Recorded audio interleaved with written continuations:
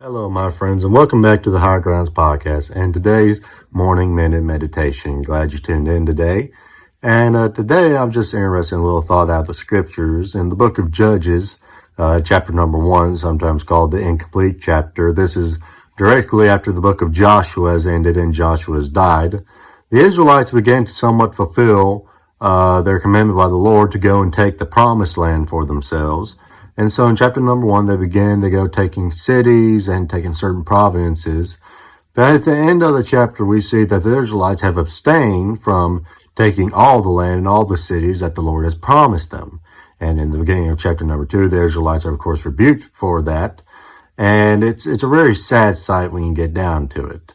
And now I know what you're saying, preacher, how does this apply to me today? Well, the Israelites carried with them, I guess you would say, an attitude or something of that sort that has carried on today into modern Christianity, and that is settling for the better things and not the best things.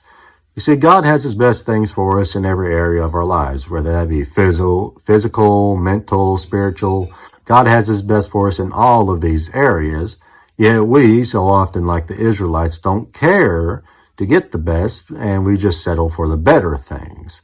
And, you know, one of the reasons we do this, and it was stated in chapter number 1 of Judges, that it is more difficult to get the best things and the better things, and you have to go through more, you have to do more to get them, but at the end of the day, it is truly worth it. But we, tending to be more concerned about getting the easier things in life, tend to settle for the better. And, you know, back in the early 1900s, there was a little hymn penned down by a man, and I don't hear it sung in today in any churches. It was many of the old hymns aren't sung anymore in today's churches.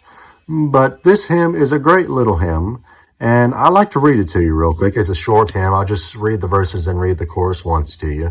But I think the principle very much applies to what we were talking about today.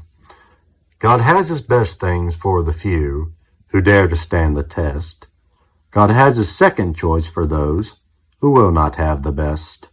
It is not always open sin that risks the promised rest. The better sometimes is the foe that keeps us from the best. I want in this short life of mine, as much as may be pressed, of service true for God and man, help me to get thy best.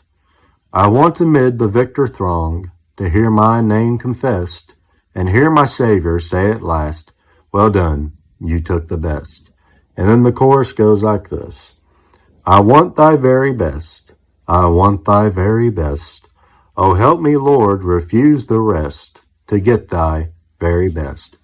If I can encourage you to do one thing today, it'd be to get the best things that God has for you in this life, so that you may honor Him, serve Him, and glorify Him with all of your power.